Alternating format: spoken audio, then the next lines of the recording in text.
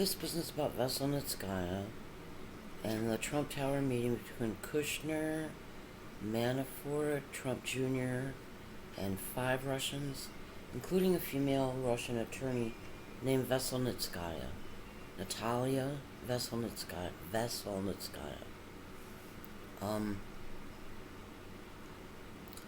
She apparently had some association with the DNC, the Democratic National Committee. And I don't know much about the DNC. I know there was a Florida congresswoman who was said to be a scandal because she gave information. I don't know. It was a Florida congresswoman. I don't remember her name. She was part of the DNC. She may have been head of the DNC at one time. And she was accused of giving information.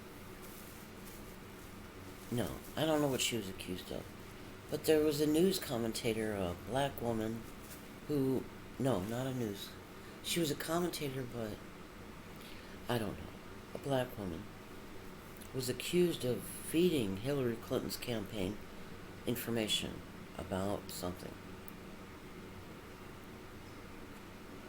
I know the Florida congresswoman stepped down from office, but I don't know if that was the part of something that she was involved with, this giving information to the Clinton campaign.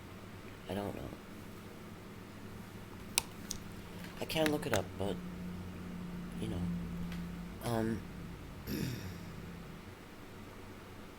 Tom is blinking like going out. You know, blinking. And the only other thing besides the 2 women who were implicated in something or other, or alleged to be implicated, because I don't know the outcome, or if it was a fair outcome or what, was that the 2 candidates for head of the DNC, I guess right after the Florida Florida representative, I know that one of them gave me the creeps, and I didn't like the look of him. I didn't have a good feeling about him. And the other one was okay or better or not creepy or something. And the one who gave me the creeps won, and I think his name was Perez. I think it's Tom Perez, but I'm not sure.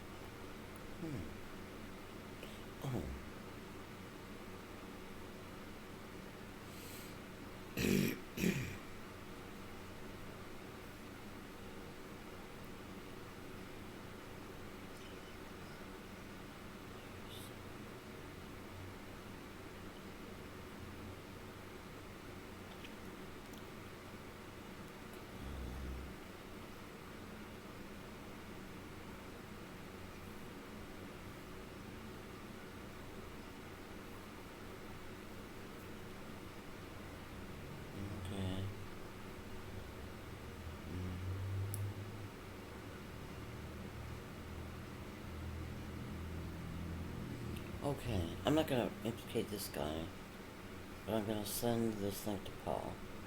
So it's not the current DNC chair.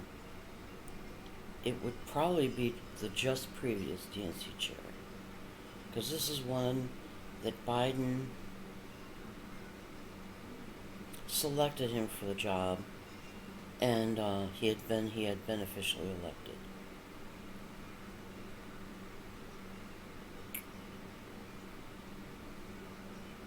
Yeah, it's Tom Perez. Harrison's task, unlike that of his predecessor, Tom Perez, will be to act as a megaphone for Democratic accomplishments in the coming years and push back against Republican attacks. So now I'm going to look up, what's his name? Tom Perez.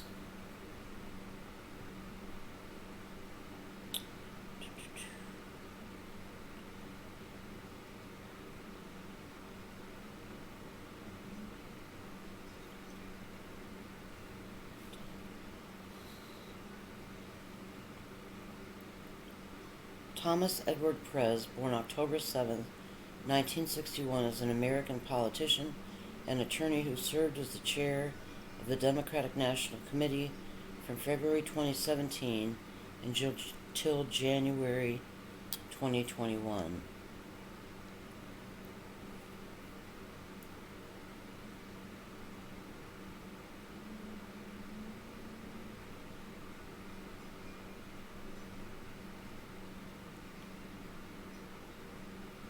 I don't know.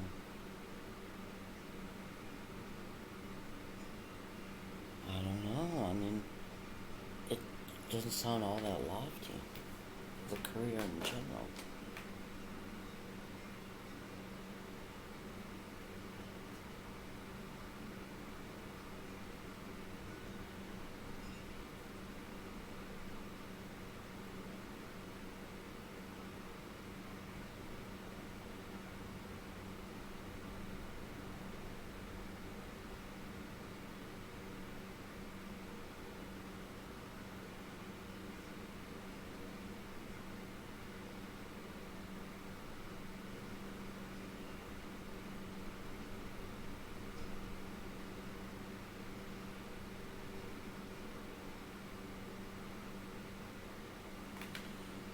Well, I don't know. I didn't know the president selected the DNC chair. I thought it was all internal.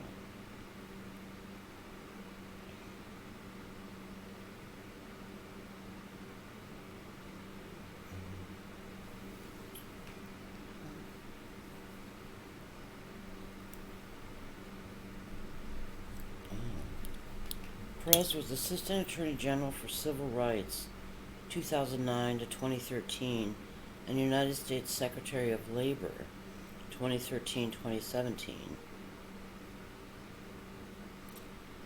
He was a GU, I don't know what that stands for, Politics Fellow at the Georgetown Institute of Politics and Public Service in 2021. So, civil rights and Assistant Attorney General for Civil Rights and United States Secretary of Labor, that's pretty lofty. It's not control level lofty, in my opinion, but they do that. They have like hidden plans, they call them.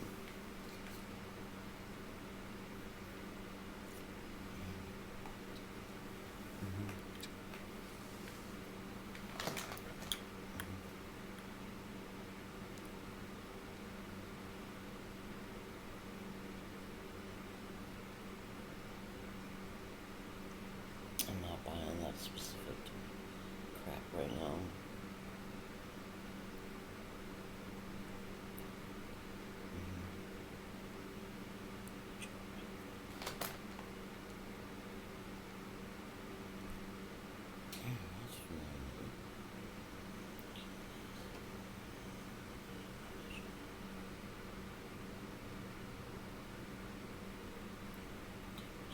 His deputy was Keith Ellison, preceded by Donna Brazil.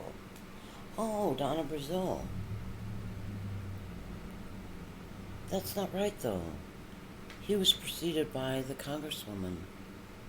Florida, wavy, long hair, kind of petite.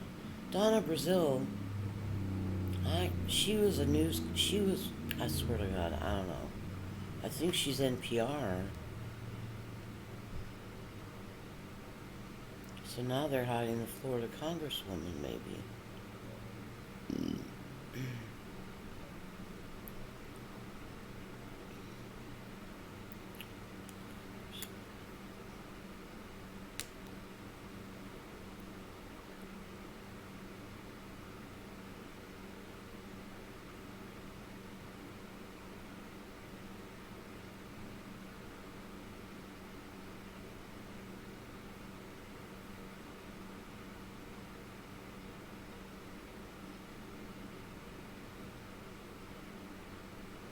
The two of the women were caught up in something. Deborah Wasserman Schultz. I just knew her as Deborah Wasserman. I don't know that she went by the last name Schultz at that time. Deborah Wasserman. She may have.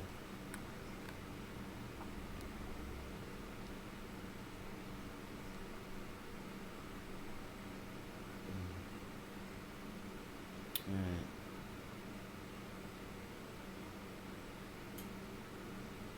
I'll have to figure this part out. Well, I liked you earlier with your politics. A member of the Democratic Party, she is a former chair of the Democratic National Committee. And this is yellowed, see? That means Paul found this first.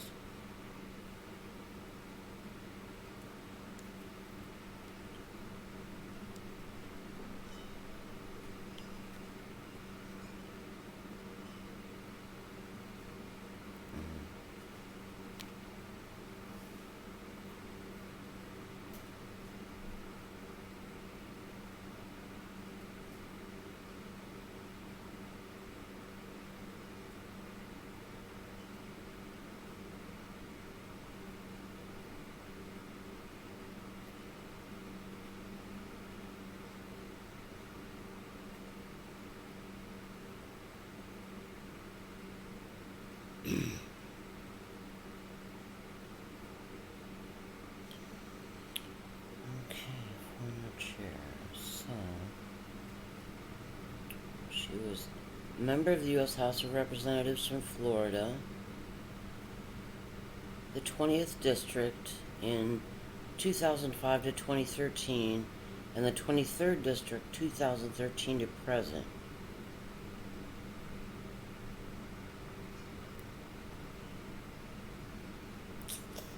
No, it's not right. Here it says, Chair of the Democratic National Committee, May 4th, 2011 to July 28th, 2016. And then Tom Perez is 2017.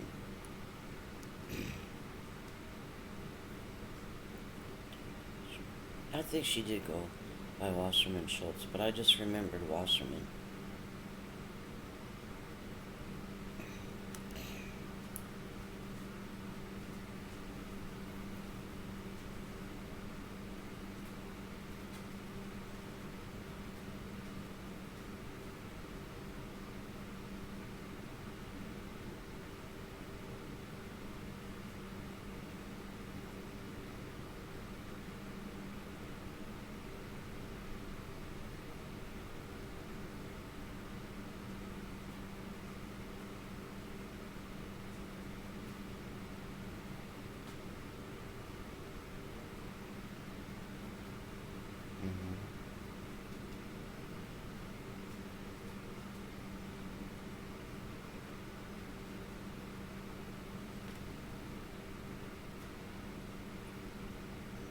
Schultz.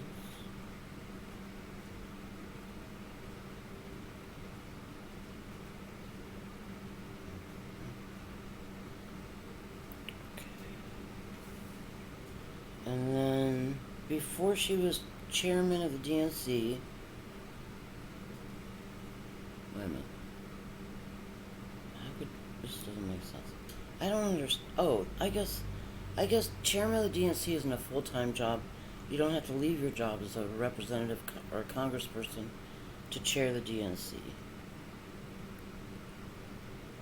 So she was a Florida congresswoman.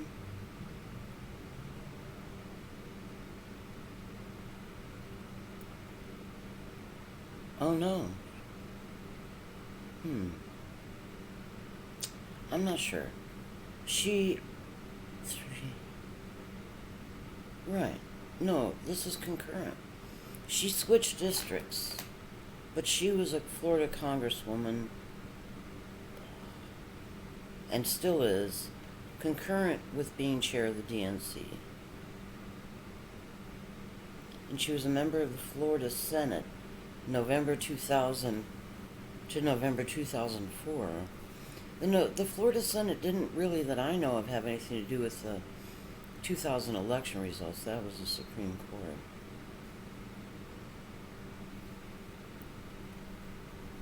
Florida House.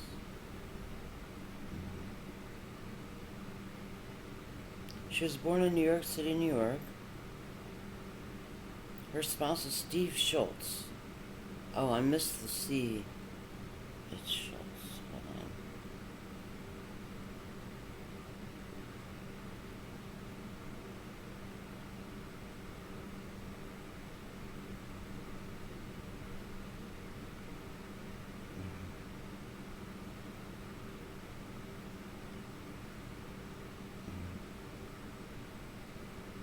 Schultz. Right. I've never seen it spelled any other way. She went to the University of Florida. That's Gainesville.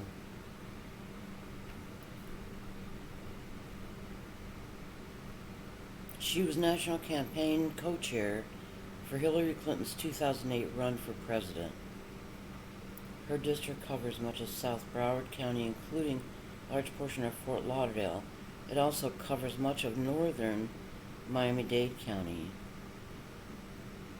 I don't know if northern Miami-Dade County is North Miami or not, but there was Dr. Goldman, neurologist, who screwed me. He was North Miami, and then I looked up Andrew Rappaport once, the valedictorian or salutatorian of school, Killian, and he was a veterinarian. Hello? In North Miami.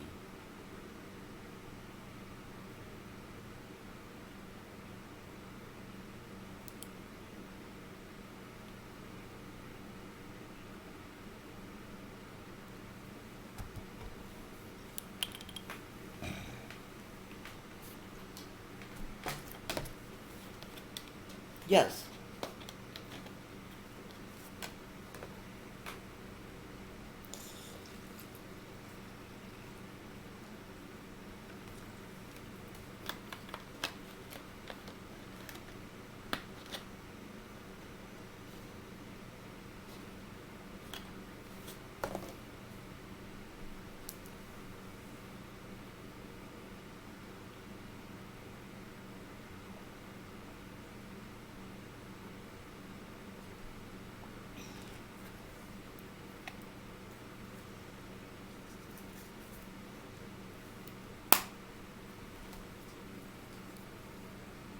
It says your visit was Sheboygan Clinic.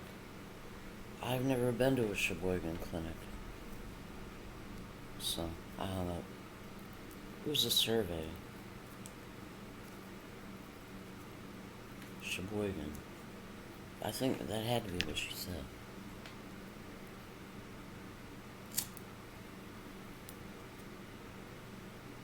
So, I know of two people that I knew. Well, I went to Dr. Goldman. Excuse me, Goldberg. I picked him out of the phone book at random because I knew I was surrounded by people who were going to connect me with bad guys. And Dr. Goldberg was very solicitous of me at first, and I was still in my second 15 minutes of hotness. And then when I returned, I don't know how long later for my test results, he was completely different, and it seemed to me he had been gotten to.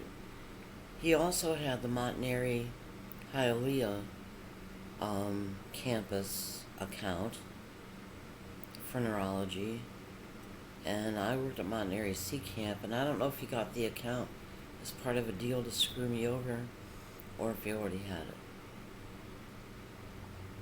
But he screwed me over. Instead of telling me my neurological issues or what showed up on my CAT scan or whatever, he told me he thought I should see a psychiatrist. So.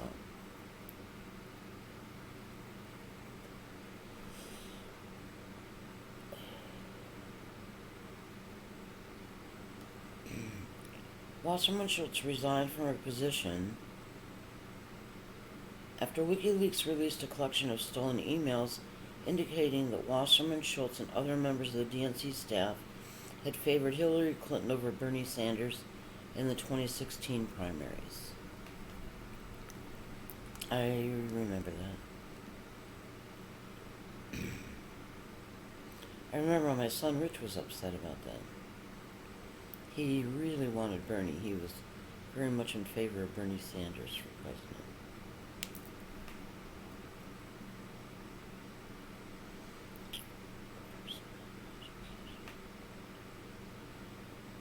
She was born in Forest Hills, Queens, New York, and as far as I know, that's a fancy area. She is the daughter of Ann and Larry Wasserman. Her father is a certified public accountant, and her brother Stephen Wasserman is an assistant United States attorney for the District of Columbia. Okay. From 1968 to 1978, the family lived in Lido, L-I-D-O Beach on Long Island. Don and Harry took Ann and I on a vacation once on the west coast of Florida, and Lido Beach is one of the places we stayed. But this is in Long Island, of course. In 1978,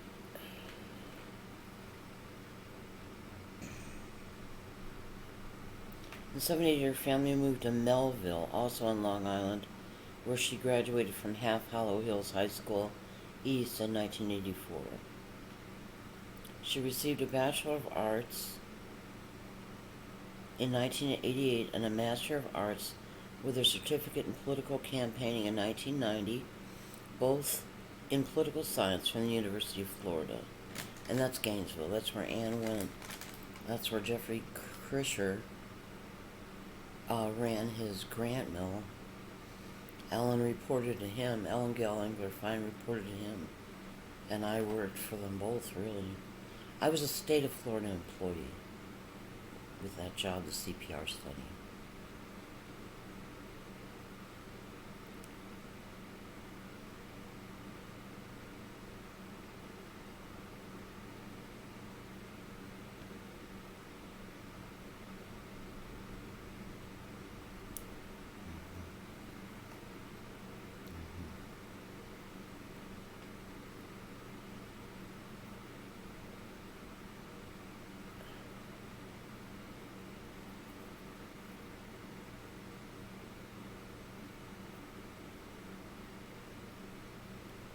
Okay, this is kind of interesting.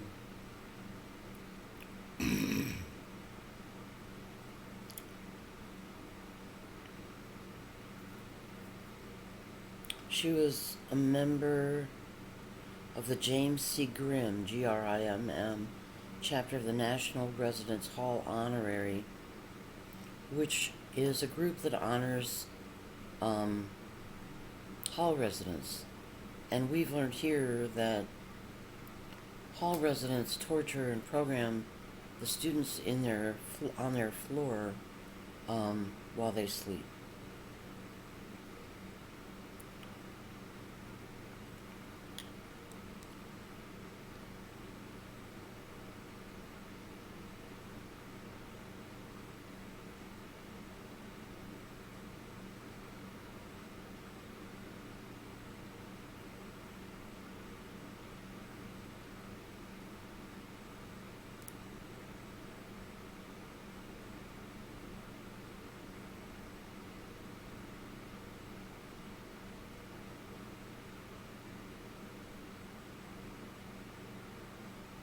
It has been discussed here before that hall residents torture and program students while they sleep, the students on their floor. A hall resident is just in charge of the floor. You go to the hall resident for information and advice and all that kind of stuff about school.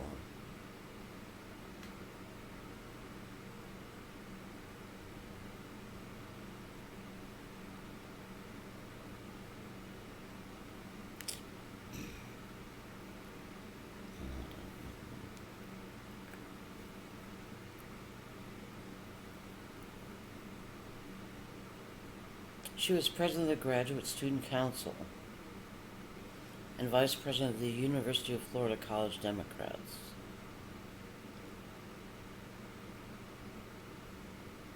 Wasserman Schultz lives in Weston, Weston, near Fort Lauderdale.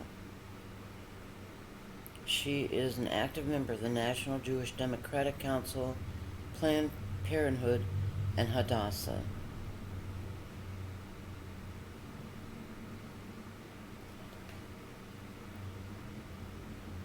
In March 2009, she revealed that she had undergone 7 surgeries related to breast cancer in 2008 while maintaining her responsibility as a member of the House. That year, she promoted efforts for early screening for breast cancer.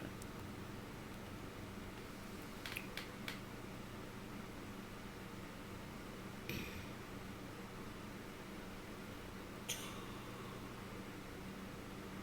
don't know, maybe you refused it or something?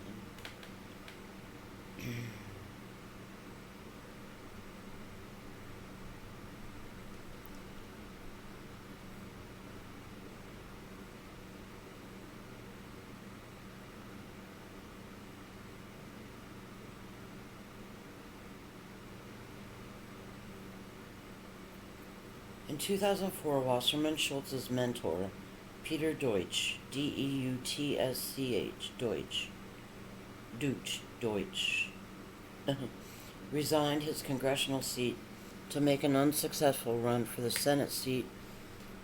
Of fellow Democrat Bob Graham. Wasserman Schultz was unopposed in the Democratic primary election held to fill Deutsch's seat.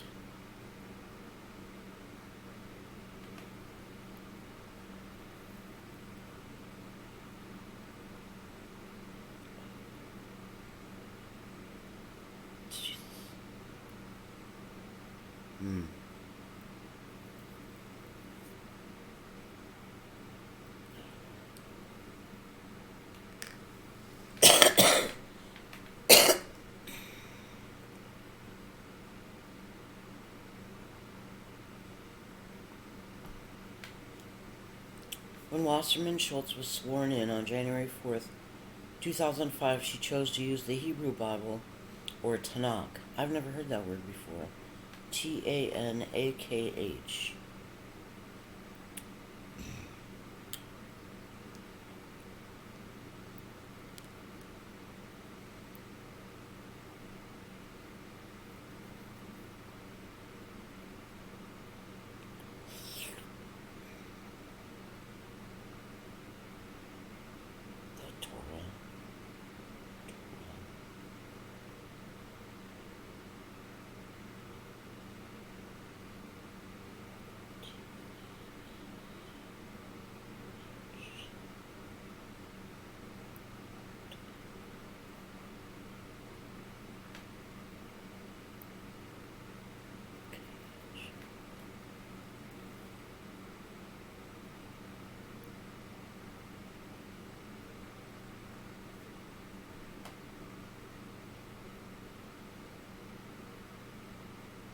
This was brought up 2 years later during the Quran oath controversy of the 110th United States Congress. I'm not sure about that. I never heard. The Hebrew Bible, or Tanakh, pronounced Tanax, or Tenax, is the canonical collection of Hebrew scriptures, including the Torah. These texts are almost exclusively in biblical Hebrew, with a few passages in biblical Aramaic.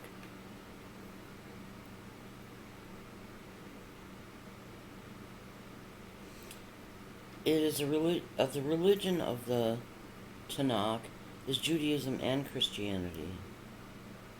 Language, biblical Hebrew, biblical Aramaic. Jesus spoke Aramaic. It's very rare now. I don't know if any groups speak it, but there are scholars who study Aramaic.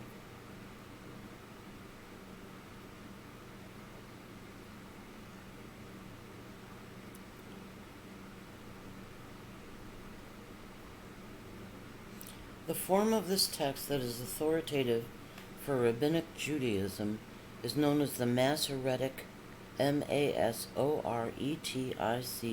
text, and consists of 24 books, and is sorted and numbered using perek and pasuk, in parentheses, chapters and verses of the Bible.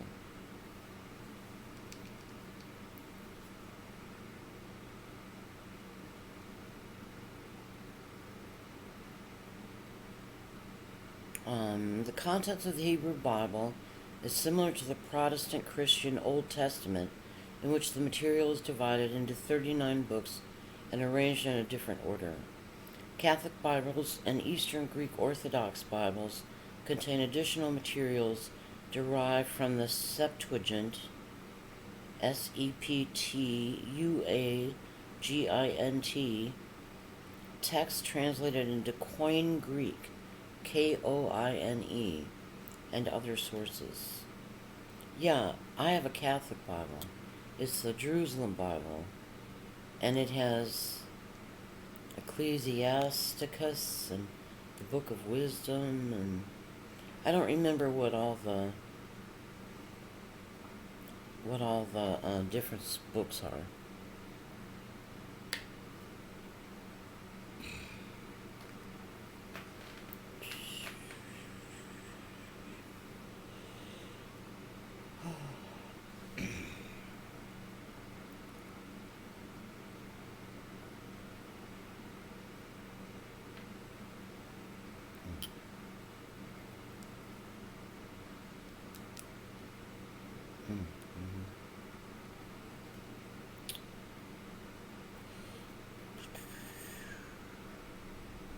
In other words, she wouldn't accept a Christian Holy Spirit of God, which I am, because I do believe Christ died, and I believe he died to warn me. That's my personal belief.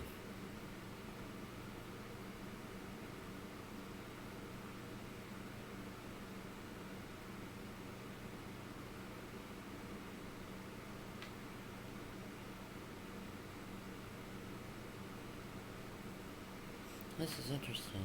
I'll post Paul the link to this article. Or this entry, Wikipedia entry.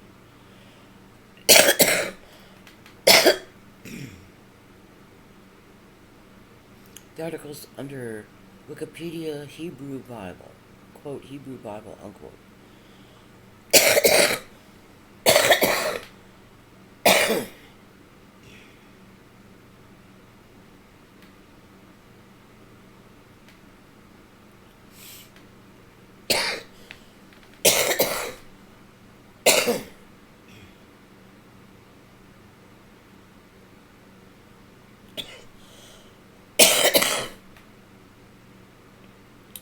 So that's what Debbie Wasserman Schultz was sworn in on when she first entered the U.S. House of Representatives, 2004 or 2005.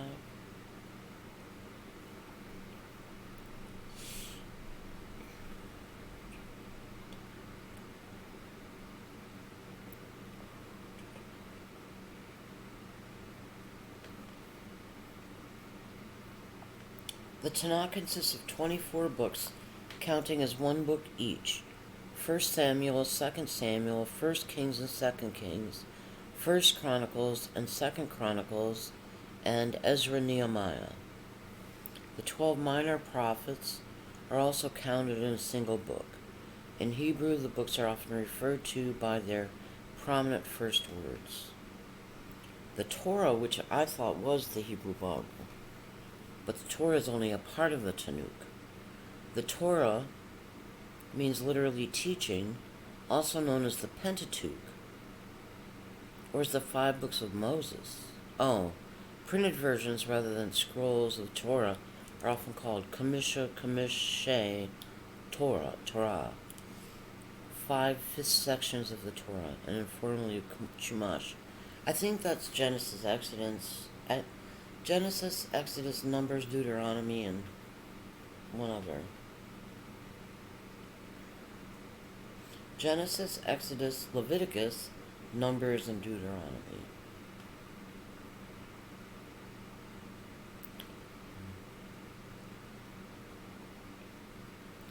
The Nevi'im, and I've heard of this, maybe in the underground, is the second main division of the Tanakh between the Torah and the Ketuvim.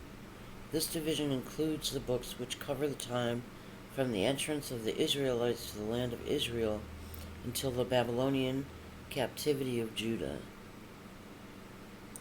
Their distribution is not chronological, but substantive.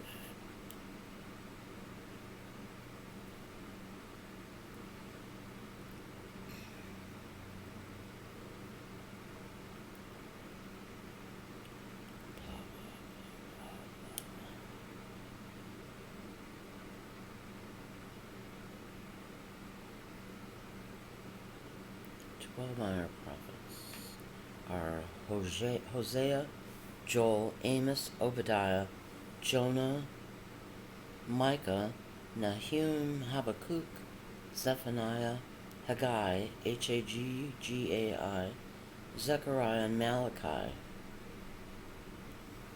I'm not familiar with Joel.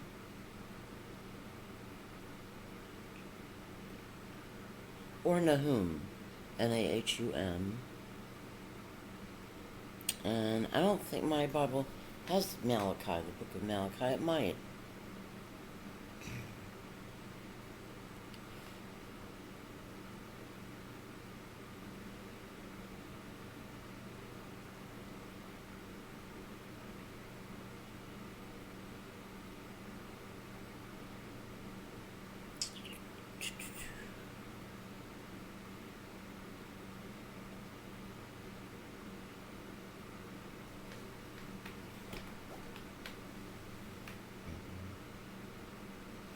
The 5 relatively short books of the Song of Songs, the Book of Ruth, the Book of Lamentations, Ecclesiastes, which is in every Bible, I think, Catholic and Protestant, and the Book of Esther, are collectively known as the Hamesh Megillot, Megillot, 5 Megillot.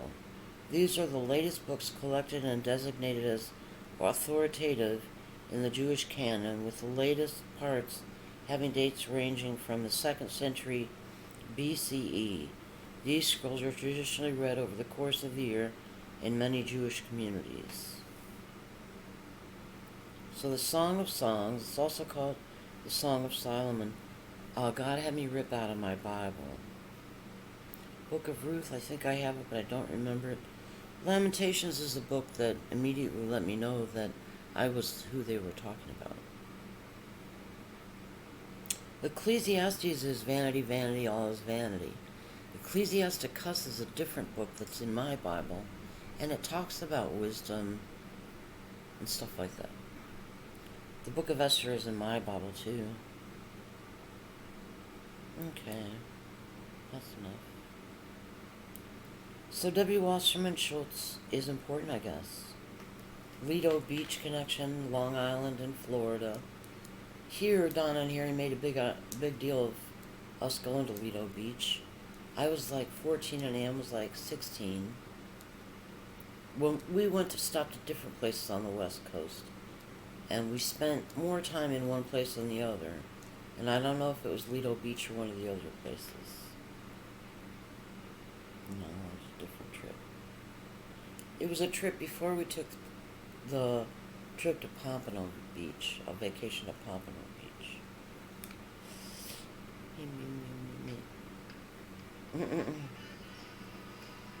Oh, did I find something you hadn't found? You'll find it.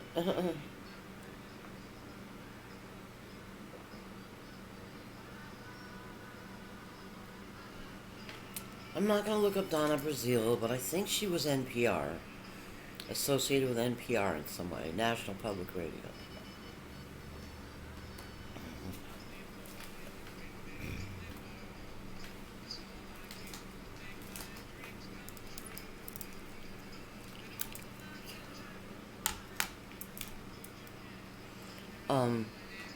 Paul, God is saying, you don't know much about um, the Democratic National Committee or that Tom Perez gave me the creeps or anything, that they list his predecessor as Donna Brazile, Brazile, when his predecessor was actually Debbie Wasserman Schultz. Fuck.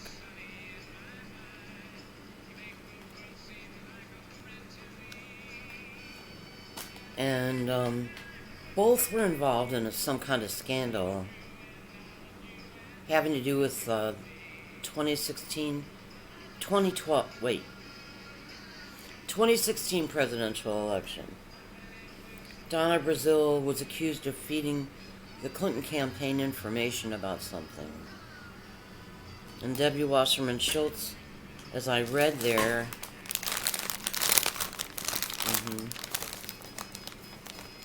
I'll say,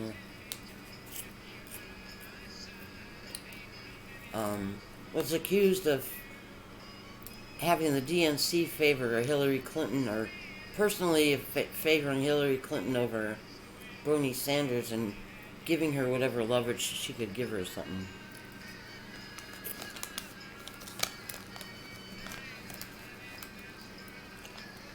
I love Bernie Sanders too. But his campaign kept emailing me like every day. I think sometimes more than once a day for a donation. And I replied to the email and said, look, I love Bernie. I'd love to see him as president. But I don't have any money and I can't donate. So getting these emails every day is depressing. And I unsubscribed or something. I couldn't even afford a $2 contribution.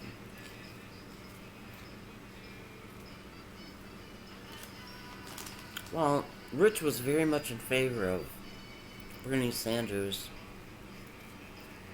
And John Cusack made some persuasive arguments for Bernie Sanders on Twitter. John Cusack, the actor. C-U-S-A-K? Or C-K?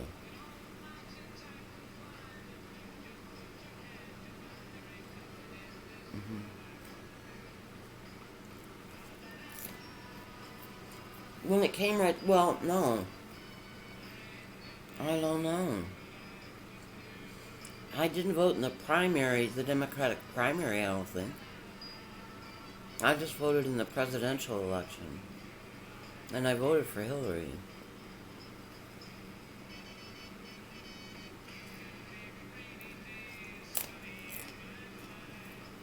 No?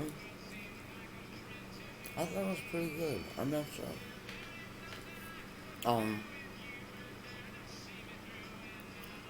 If Bernie had won the Democratic primary, I certainly would have voted for him.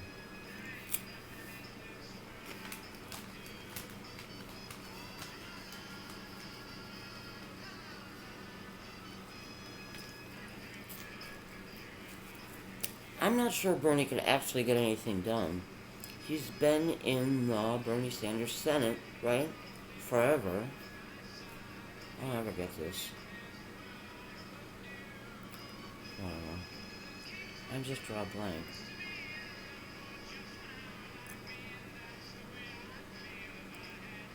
But he wanted to jump into some big things, and I don't think he could have gotten the Democrats to go along with him on most of it. I don't think he could have. Because it was too much of a change too fast, which we need, but I don't think it actually happens very often. Well, you know, in government, in the United States government.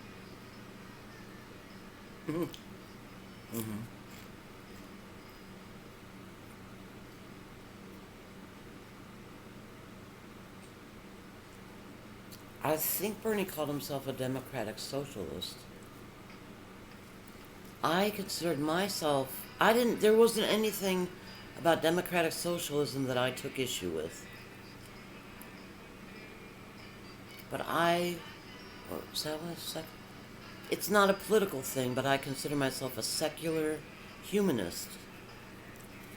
And I figured out after going from one thing to the other years and years ago, and I ended up on a page that was, excuse me, a group of educators, and they were making the argument for secular humanism.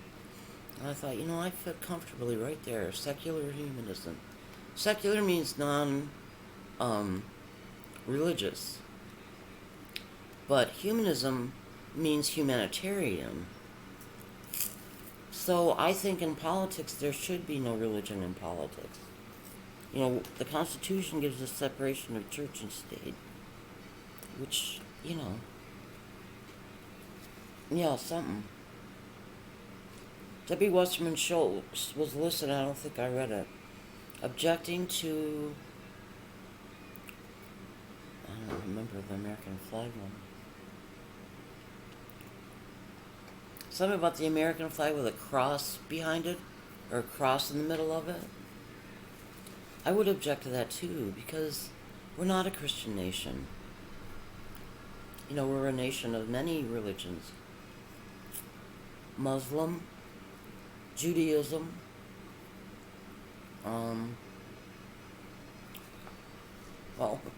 probably Buddhism and Hinduism and Taoism too. We probably have representatives of every religion in the United States. And John Kennedy was a Roman Catholic, and he argued very much for the separation of church and state. And that's how he calmed down people in West Virginia whose first objection to him was that he was a Roman Catholic. And he said, he gave a really good speech. I read it. Or saw it on YouTube. About the importance of the separation of church and state, and that his religious beliefs will not interfere with his governing. And he won over the people of West Virginia some. And he and Jackie had never seen that kind of poverty before, what they saw in West Virginia. And I remember reading that they bought some kind of glasses for the White House from a manufacturer in West Virginia, and Jackie would use them and throw them into the fireplace and break them so they could order more and help that manufacturer, because they were really taken aback by the poverty in West Virginia. I really appreciated that. And the Kennedys had some famous paintings that they hung in the White House and donated to the White House when they left. And John never took a salary. I guess he donated it to charity or had it donated to charity. He never took a presidential salary, which at that time I think was $200,000 a year.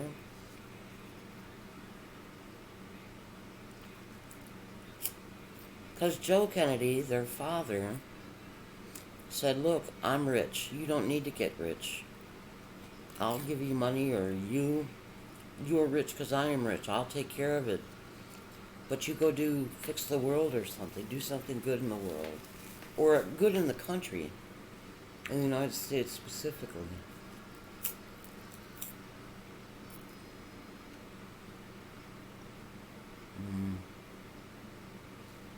Yeah. So it is true. My devotion to everything I've read about the Kennedys, including a book Ted Kennedy tried to block from publication. It was written by one of his former chiefs of staff in the Senate or something. Burke was the last name. Burke. I think that was the last name. I know there's a Burke.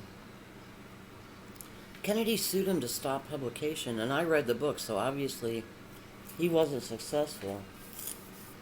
But he may have sued him after, and I don't know if he won. But it was one of the best Kennedy books I've ever read. Ted did this and Ted did that. He snorted poppers, and he had, casual sexual relationships with women when he was divorced. I mean, Burke wasn't there for the Joan years, I don't think so. I don't know much about the Joan years. Um, he drank a lot. What sounded like to me like he took every opportunity to relax and have a good time. And I thought the book was complimentary. So I told Kennedy if he successfully sued Burke after the book was published for slander or libel or something, to give him the money back and apologize, because it was very complimentary.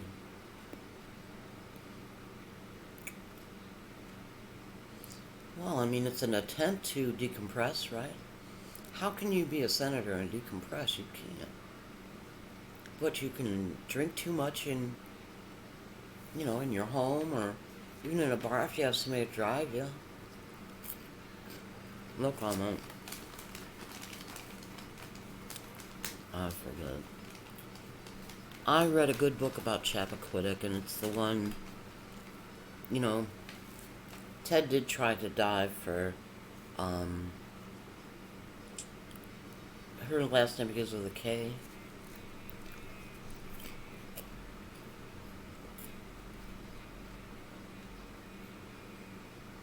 And he did get a concussion. Probably from the crash, not for diving, to save her. Mary Jo Kopechne. And he was in a concussed state when he swam across, I guess, the portion of the river between Chappaquiddick and where his hotel was. And he was very upset and nervous and very sad about Mary Jo dying because he couldn't get her out.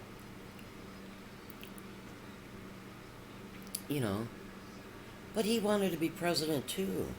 And he knew that it was going to blow his chances for the presidency to be involved in an accident with a secretary or other kind of campaign or something assistant, in the car alone together, that kind of thing.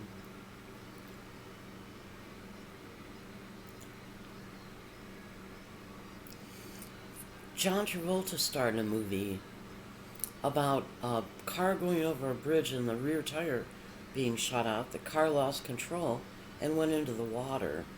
And it looked just like the kind of bridge a zillion books describe. The bridge that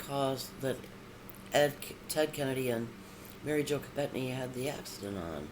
And it gave me the idea, shit, what if that was an attempted assassination and his tire was shot out? You're not going to know there's between a gunshot and a blown tire, right? So Ted may have heard a loud noise and then lost control of the car. That could have been a shot. I mean, not that a Kennedy would ever be assassinated or anything, especially a Kennedy with presidential aspirations. That wouldn't happen. And all their children and grandchildren wouldn't be targets up the wazoo. If they didn't have eternal torture for their eternal souls planned for the Kennedys, then they had, something. Maybe they saved eternal torture for the eternal soul for me and Paul. But the Kennedys would be a close second. What would be second to eternal torture for the eternal soul? Eternal torture until the body died, like prolonged, let it heal in between kind of stuff?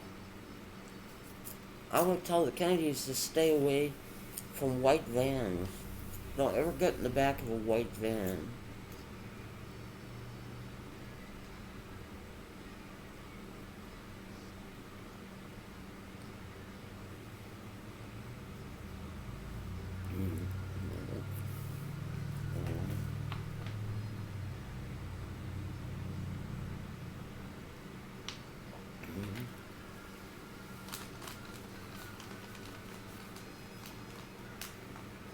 It would be appropriate.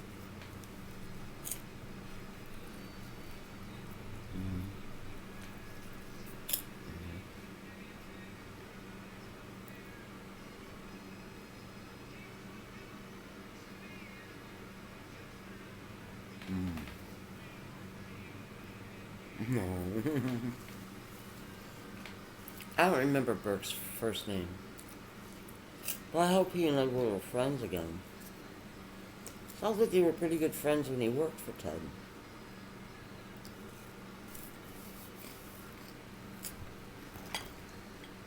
But I think it was Ted just said, Kennedys can't afford scandals. Poppers are nitrous something? I've never seen one. You pop it and you snort it. They're not illegal, I don't think.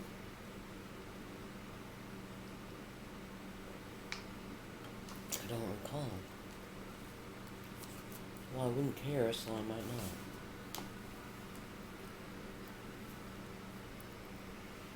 Oh, I know, shit. What a nervous wreck. God, if I hadn't had alcohol and pot, I don't know. I can't say it because I said to Rob once, if I hadn't had cigarettes, I probably would have gone crazy. And they've been attacking me about smoking ever since. I probably wouldn't have gone crazy, but it was my way of saying they were good friends, and they'd helped me a lot through a lot of stuff. My cigarettes. You know, I've been smoking since I was 13.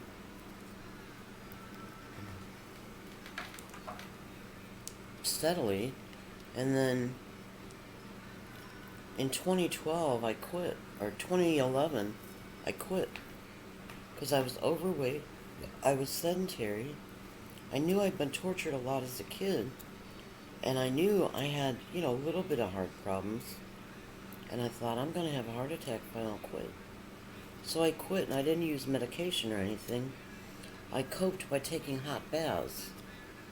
When I had a craving for a cigarette, I would take a hot bath. This is when I lived at Richards, and not only there was a bath, but I could get in and out of it without assistance. I don't have a bath here, just a shower, a small shower.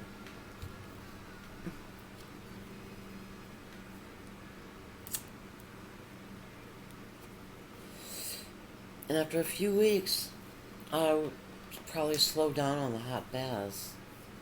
And then Rich didn't smoke. Jimmy Fredericks lived with us. He was Richard's one of the roommates he rented to. He would smoke on the porch. I think he lived with us then. No, maybe not. I don't know.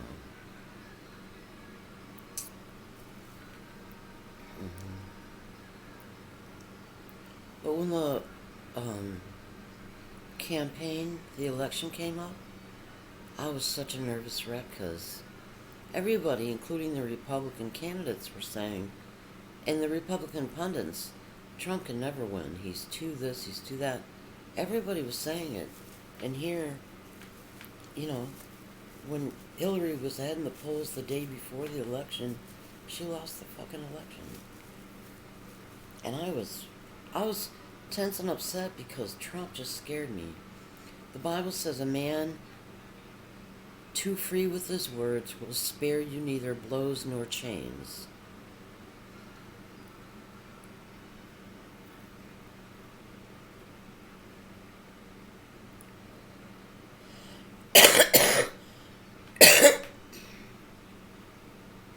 To me, he didn't exactly look evil. He looked kind of dumb and dwarfy. But, after a while, as president. But I kept thinking, and whenever I'd see him, a man who is too free with his words will spare you neither blows nor chains. That's the Bible. A little bit.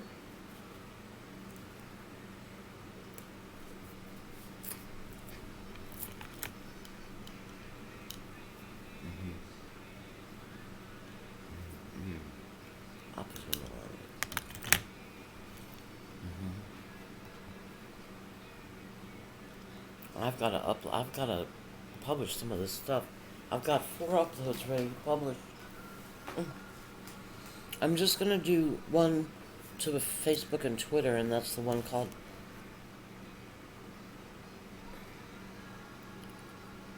Venuskaya, I think. Veselnitskaya.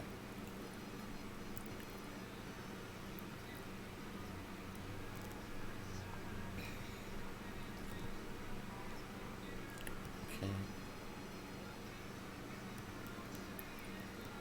Shit. I don't want to drown it. I'm gonna publish them all.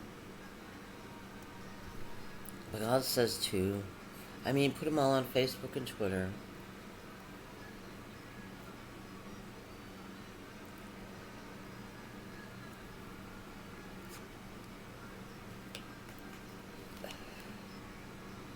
You get off the computer.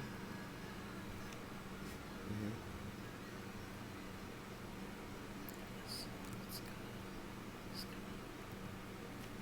Mm-hmm.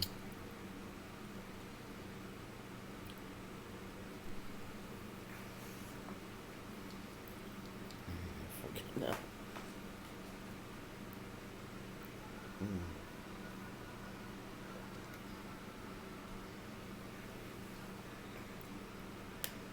Shit.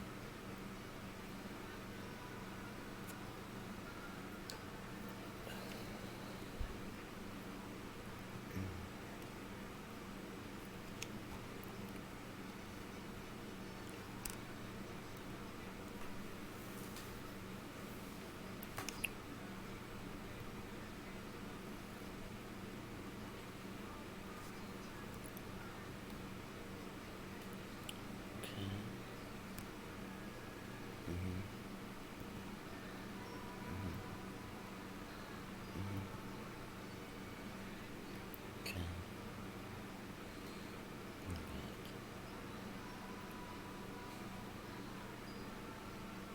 3 more. Okay. Okay. Okay. Mm-hmm.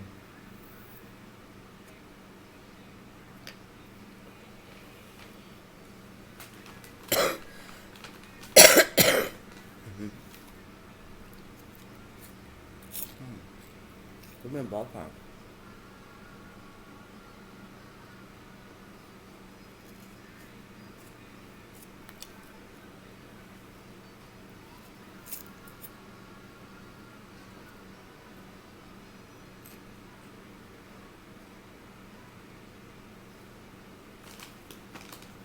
Mm. Mm.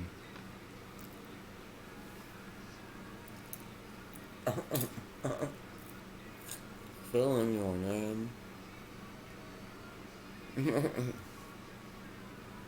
Mm-hmm. Bob he knows ET code, and I know HTML code. Yeah, that's an angle you didn't have, I bet. Mm-hmm. Oh. God says you didn't watch TV at all.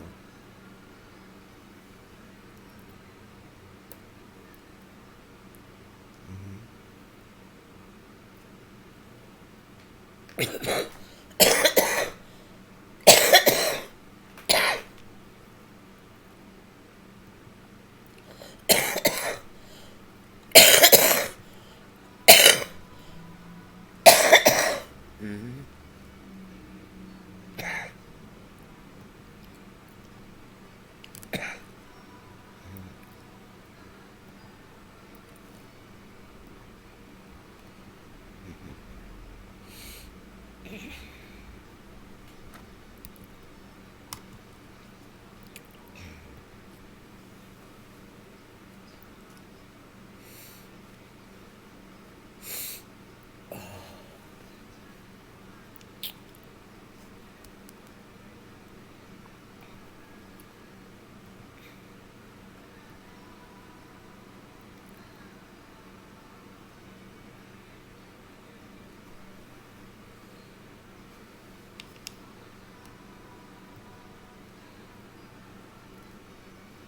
Oh yeah, yeah, let's open the other one. Oh, shit.